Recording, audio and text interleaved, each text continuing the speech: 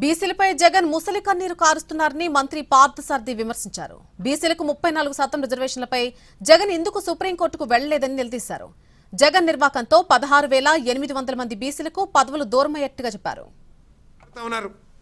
44% parliament స్థానాలు ఇచ్చాను, 40% జిల్లా పరిషత్ స్థానాలు ఇచ్చాను, 40% జిల్లా పరిషత్ చైర్మన్లు ఇచ్చానని చెప్పేసి గొప్పగా చెప్పుకుంటున్నారు.